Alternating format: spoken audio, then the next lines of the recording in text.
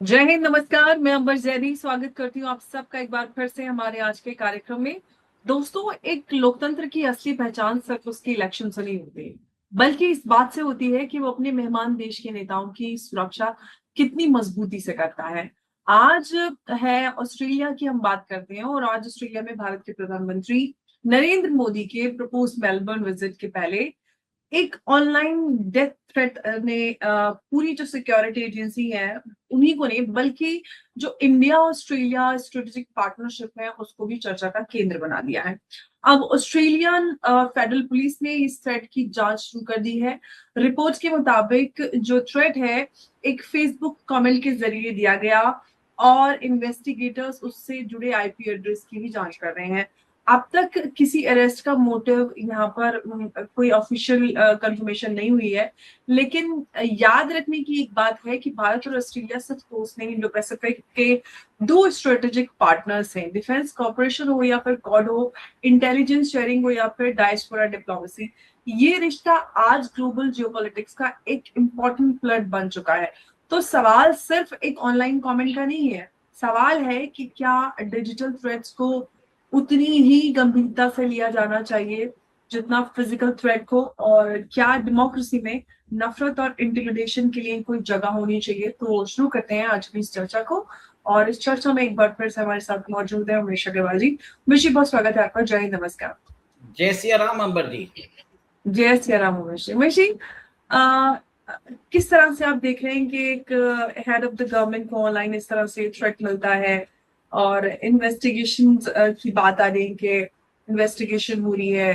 अ, आप कैसे देखते हैं कि ये जो कैसे डिटरेंस है, क्या कैसे, मतलब क्या आपका रिएक्शन है इस पूरे पूरे अटैक पर?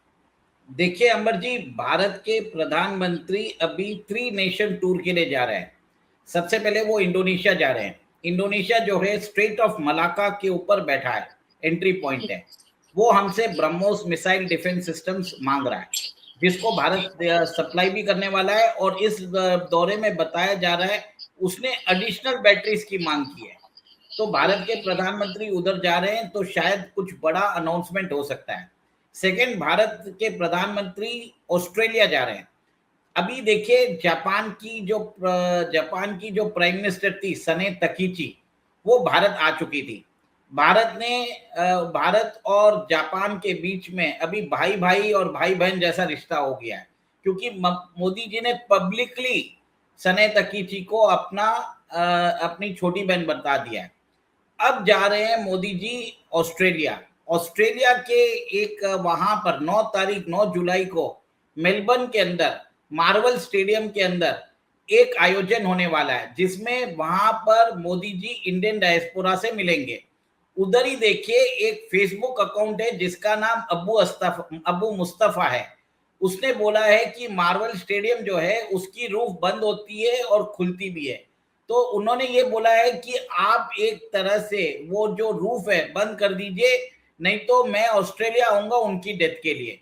ये एक तरह से आप समझ लीजिए कि डेथ थ्रेट इश्यू किया गया है।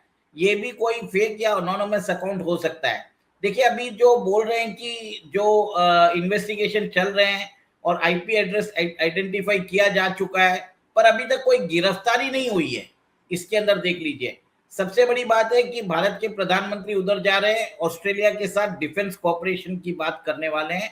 और सबसे बड़ी बात आपको बताया अंबर जी, ऑस्ट्रेलिया के पास कोल और यूरेनियम की खदानें हैं। कोल का तो इंपोर्ट ऑलरेडी अदानी जी कर रहे हैं, अब यूरेनियम के लिए भी वहां पर मोदी जी जा रहे हैं। और शायद वहां कजाकिस्तान के साथ हमारी तो जो डील हुई है, कजाकिस्तान और कनाडा के बाद, हम मेरे ख्याल से अभी अपना जो न्यूक्लियर फ्यूल के लिए जो आप मतलब एक आपको कोई भी फ्यूल होता है, डाइवर्सिफाई करना पड़ता है अपनी सप्लाईज। वो डाइवर्सिफिकेशन ऑफ सप्लाईज के लिए वो ऑस्ट्रेलिया भी जा रहे हैं, और वहां पर न्यूक्लियर फ्यूल के ऊपर बात होने की एक तरह से चर्चा है। मैरीटाइम सिक्योरिटी है, दूसरे भी एक तरह से दोनों कंट्रीज के बीच में कोऑपरेशन बढ़ाना भी है। और अभी जो कॉम्प्रिहेंसिव इकोनॉमिक पार्टनरशिप अग्रीमेंट है उसको भी बढ़ाना है। और सबसे बड़ी बात है कि अमेरिका जो है वो इंडो पैसिफिक से हट चुका है। उसने अभी अपना जो कमांड पे जो उसका यूएस का इंडो पैसिफिक कमांड का जो नाम है उसने यूएस कमांड बना दिया है। तो एक तरह से वहां पर वैक्यूम क्रिएट हो गया है, और जैसे ही आप देखिए वैक्यूम क्रिएट होता है, भारत जो है इंडो और पैसिफिक के अंदर एक तरह से रणनीति बना रहा है कि वो चाइनीज डोमिनेंस को एक तरह से खत्म कर सके। अब वहां पर देखिए जापान की, देखिए चाइना जो ऑस्ट्रेलिया और न्यूजीलैंड की जो इकोनॉमी है वो बहुत डिपेंडेंट है चाइनीज परचेजेस के लिए। चाइना वहां से बहुत सारे जो नेचुरल रिसोर्सेज है, फिर बाद में खाने पीने का सामान है, बहुत तरीके से लेता रहता है। अगर चाइना बंद कर देता है तो उस इकोनॉमी को फर्क पड़ेगा। भारतीय प्रधानमंत्री ने अब उनको बोल दिया आपको डरने की जरूरत नहीं है, मैं आ रहा हूं, आपको मैं 1.4 बिलियन जो 1.4 बिलियन कंट्री का एक मार्केट दे रहा हूं, आप हमारे साथ भी आप कर सकते हैं। जब ऑल्टरनेटिव रहेगा तब चाइना जो है इन दोनों कंट्री के ऊपर एक तरह से दबाव नहीं कर पाएगा। सबसे बड़ी बात है कि ऑस्ट्रेलिया और न्यूजीलैंड दोनों फाइव आइज के मेंबर भी है। अब इसके अंदर भी आप देखिए भारत ने अमेरिका को छोड़ के बाकी चारों कंट्रीज के साथ अपने रिलेशंस इंप्रूव कर लिए हैं। यूके के साथ कर लिए हैं, कनाडा के साथ कर लिए, अभी ऑस्ट्रेलिया और न्यूजीलैंड के साथ भी हो रहा है। और न्यूजीलैंड भी बहुत ही मतलब आप समझ लीजिए उसकी भी इकोनॉमी चाइना के ऊपर डिपेंडेंट है। अब भारत के प्रधानमंत्री ग्लोबली जाकर भारत का जो परचम है हर जगह लहरा रहे हैं, एक न्यू मल्टीपोलर वर्ल्ड ऑर्डर के अंदर भारत को स्थापित कर रहे हैं। तो किसको फर्क पड़ने वाला है? तो मोस्टली ये कि जो इस तरह के इंसिडेंट्स होते हैं तो क्या इसका असर इंडिया ऑस्ट्रेलिया जो स्ट्रेटेजिक टाइज है क्या उस पर भी कुछ पड़ेगा, या फिर आपको लगता है कि दोनों देश मिलकर सिर्फ इसको एक लॉ इन्फोर्समेंट चैलेंज की तरह हैंडल करेंगे? क्या आप देखते हैं? देखिए we have to consider the threat of life और Narendra Modi very seriously. Last year भी आपको याद होगा कि जब चाइना गए थे वहां पर भी वो पुतिन की कार में अराउंड 45 मिनट्स बैठे थे। तो और उससे पहले भी देखिए कि पंजाब के अंदर जब रैली हुई थी वहां पर भी उनके काफिले को 20 मिनट जो थी बिना सिक्योरिटी के वो चल रही थी। तो प्रधानमंत्री के लाइफ के ऊपर ऑलरेडी ऑलवेज थ्रेट रहता ही है। तो कोई भी ऐसा कमेंट आता है उसको हम ऐसे ही उसको छोड़ नहीं सकते। एक तरह से मुझे लगता है कि जिस हिसाब से prime minister Modi ji China के खिलाफ जो ये टूर कर रहे हैं इंडियन ओशन रीजन में, इंडिया और बाकी कंट्रीज के बीच में बायलैटरल ट्राइज इंप्रूव कर रहे हैं, तो चाइना को फर्क पड़ रहा है और चाइना के साथ पाकिस्तान को भी फर्क पड़ रहा है। अब सबसे बड़ी बात है कि अमेरिका के जो राष्ट्रपति हैं डोनाल्ड ट्रंप, उन्होंने G7 समिट के बीच में बोला था कि मोदी जी को धमकी दी थी G2 की। G2 का मतलब होता है अमेरिका प्लस चाइना। अब देखिए अमेरिका के एलाइज को भी समझ में आ गया कि अमेरिका के ऊपर भरोसा नहीं कर सकते क्योंकि वो कभी भी उनको डंप कर सकता है। ये यूरोप भी जान चुका है, बाकी एलाइज भी जान चुके हैं। अब उनको एक ट्रस्टेड पार्टनर चाहिए, इसके लिए भारत को चुन रहे हैं और भारत के प्रधानमंत्री इस अपॉर्चुनिटी को कैपिटलाइज कर रहे हैं। अभी जापान के साथ हमने देखिए क्या क्या एग्रीमेंट किए, हमने उनके साथ क्रिटिकल मिनरल्स के किए, वो डायरेक्टली चाइना को इफेक्ट करता है। एआई के ऊपर बात करने की कोशिश की, वो चाइना को इफेक्ट करता है। सेमीकंडक्टर्स पे बात की, वो चाइना के ऊपर इफेक्ट करता है। डिफेंस की बात की, वो चाइना को ऊपर इफेक्ट करता है। मैरीटाइम सिक्योरिटी की बात की, वो चाइना को ऊपर इफेक्ट करता है। फिर बाद में स्ट्रॉन्ग इकोनॉमिक पार्टनरशिप की बात की है। मतलब जापान जो है चाइना से अपने इन्वेस्टमेंट्स खींच रहा है और भारत के अंदर वो अपना टेक और कैपिटल दोनों लगा रहा है। एक तरह से चाइना प्लस वन स्ट्रेटेजी कर रहा है। India is becoming an alternative to China. वैसे ही ये जो प्लेबुक है सेम इंडो पैसिफिक में आप देखिए इंडोनेशिया, फिर बाद में ऑस्ट्रेलिया और न्यूजीलैंड के साथ कर रहे हैं। मतलब इन कंट्रीज के साथ इतनी बड़ी तो पार्टनरशिप नहीं होगी जैसे ऑस्ट्रेलिया के साथ नेचुरल रिसोर्सेस की पार्टनरशिप होगी। जब न्यूजीलैंड के साथ होगी, न्यूजीलैंड के पास जो छोटे छोटे आइलैंड है जैसे फ्रेंच पोलिनेशिया है, फिर समाओ आइलैंड है और बाकी छोटे आइलैंड्स को भी जो चाइना है वो अपने कब्जे में लेना चाहता है।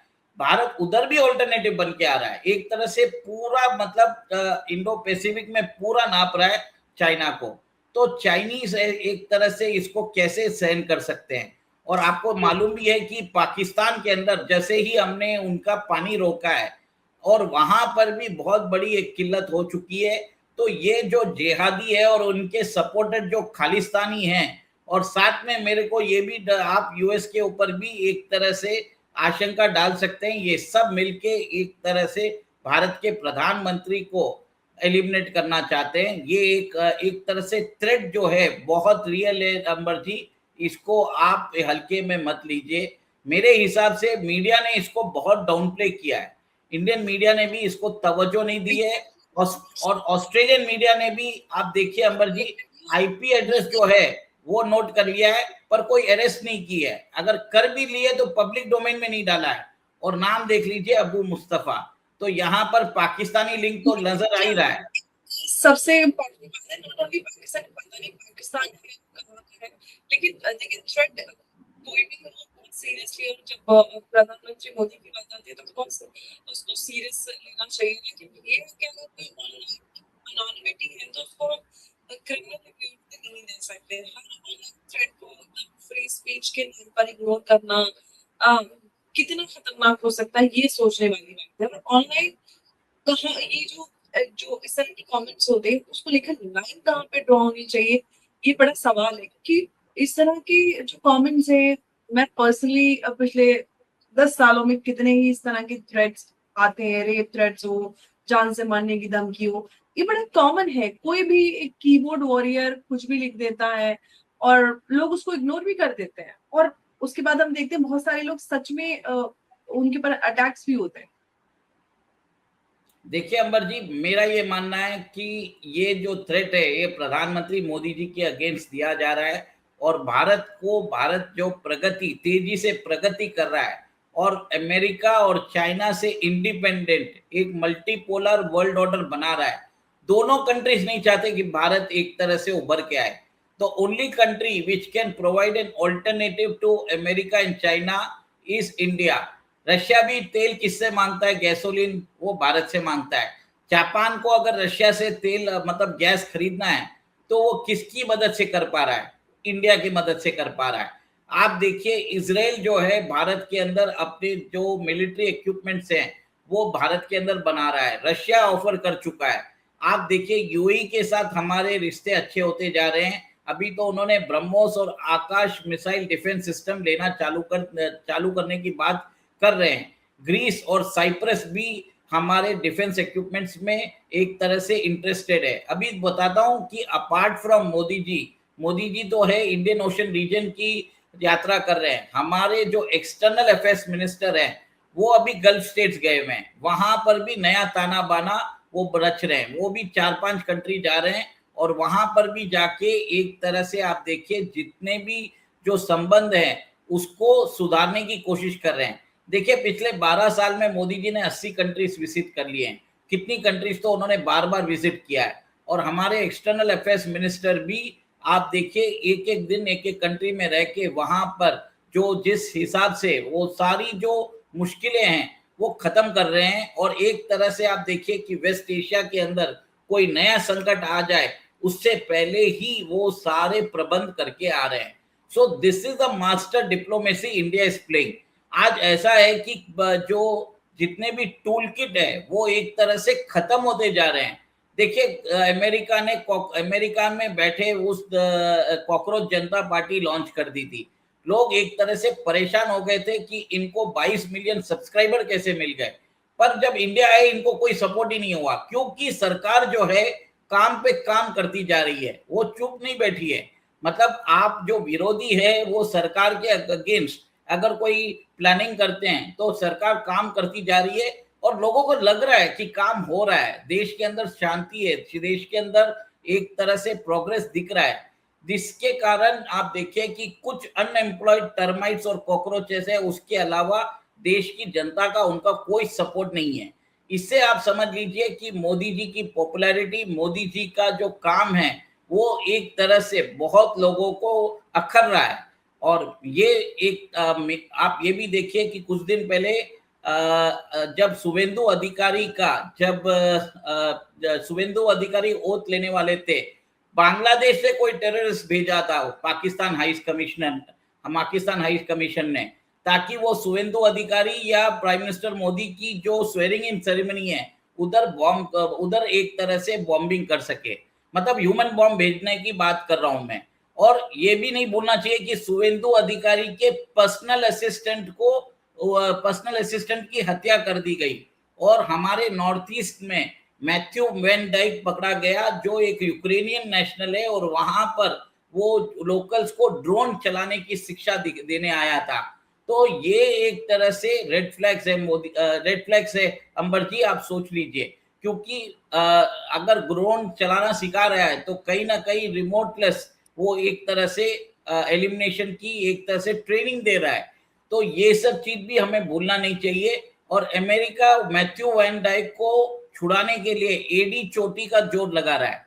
हम मान नहीं रहे हैं। हमने अभी FCRA रेगुलेशंस भी लेके आ गए, ताकि डीप स्टेट की जो फंडिंग है वो टोटली खत्म हो जाए। तो ये भी एक रीजन हो सकता है क्यों मोदी जी क्या कर रहे हैं, यहाँ पर भारत के अंदर जो विदेशी इन्फ्लुएंस है टोटली खत्म कर रहे हैं। सारी फंडिंग जो है वो टोटल खत्म करते जा रहे हैं। तो ये मेरा मानना है कि ये सब चीजें तो एक तरह से मोदी जी के जान के ऊपर जो खतरा है वो तो बना हुआ है, और इसको लाइटली नहीं लेना चाहिए। बिल्कुल। और आज उमेश जी और सभी दर्शकों से भी कहना चाहती हूँ कि सिर्फ बात प्रधानमंत्री मोदी या फिर ऑस्ट्रेलिया की नहीं है। मुद्दा आज ये है कि क्या 21st सेंचुरी की जो डेमोक्रेसीज हैं वो डिजिटल एक्सट्रीमिज्म है उसको समय पर पहचान कर उसका सही जवाब दे पा रही हैं। क्योंकि ये जो ट्रेंड है वो बहुत ज्यादा बढ़ता जा रहा है। जो भी सोशल मीडिया पर लोग हैं, इन्फ्लुएंशियल लोग हैं, पॉलिटिकल लीडर्स हैं, ओपिनियटेड लोग हैं, तो ये खतरा बढ़ रहा है। अगर किसी विजिटिंग हेड ऑफ गवर्नमेंट को ऑनलाइन डेथ थ्रेट मिलता है तो उसका जवाब सिर्फ सिक्योरिटी कानून से नहीं बल्कि रूल ऑफ लॉ से दिया जाना चाहिए।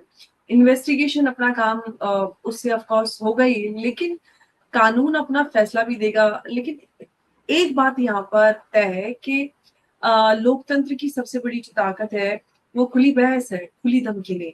क्योंकि जब सियासत की जगह धमकी ले लेती है तब निशाना सिर्फ एक नेता नहीं लेता बल्कि निशाना लोकतंत्र की बुनियाद होती है। और लोकतंत्र में सबको अपनी राय रखने की आजादी होती है। लेकिन जब इस तरह के खतरे सामने आते हैं तो ऑफकोर्स सवाल लोकतंत्र पर बड़े सारे खड़े हो जाते हैं। उमेश जी, बहुत धन्यवाद आपका इस चर्चा में हमारे साथ जुड़ने के लिए। नमस्कार, जय हिंद, जय भारत। जय सिया राम। जय सिया राम। मुझे बहुत धन्यवाद।